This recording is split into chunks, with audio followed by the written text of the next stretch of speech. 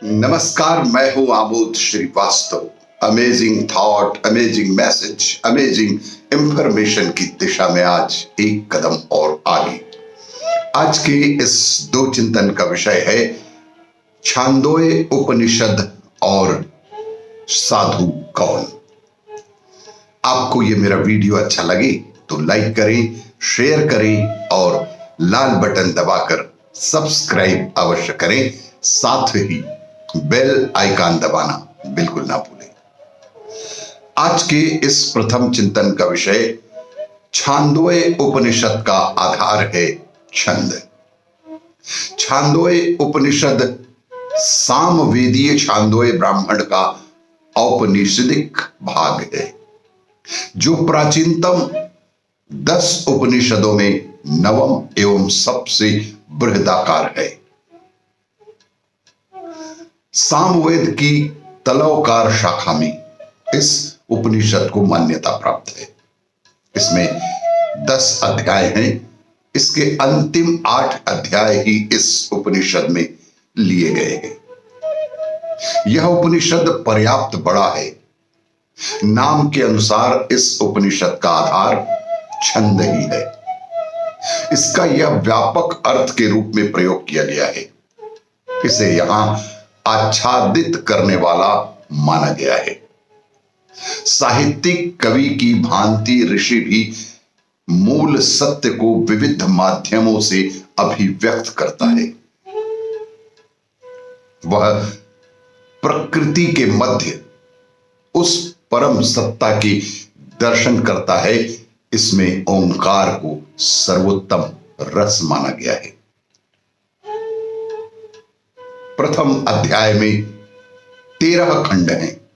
इनमें साम के सार रूप ओंकार की व्याख्या की गई है तथा ओंकार की आध्यात्मिक आधिदैविक उपासनाओं को समझाते हुए विभिन्न स्वरूपों को स्पष्ट किया गया है।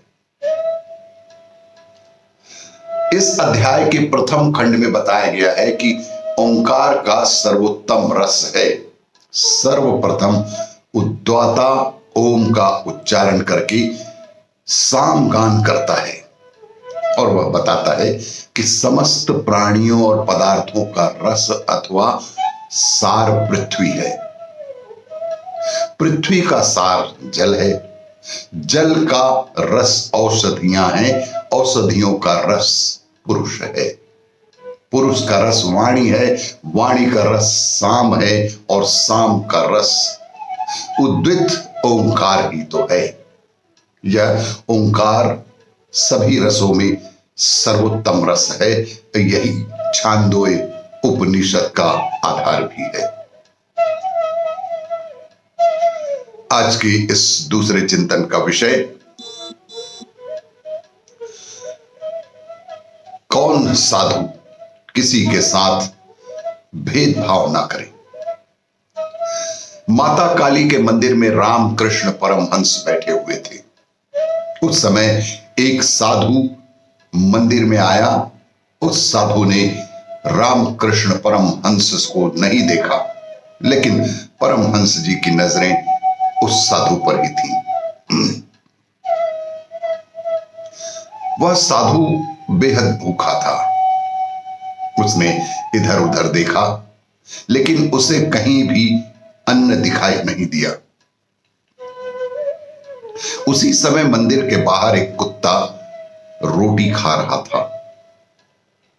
वह साधु उस कुत्ते के पास पहुंचा और कुत्ते को सीने से लगाकर कहा कि अरे भैया, अकेले अकेले रोटी खा रहे हो, थोड़ी हमें भी नहीं दोगे? ये दृश्य वहां कई लोगों के साथ ही परमहंस जी भी देख रहे थे कि कैसे वह साधु उस कुत्ते से मनुष्य की तरह बात कर रहा है, उसे सीने से लगा रहा है। वह साधु कुत्ते की रोटी में से थोड़ा हिस्सा लेकर खाने लगा।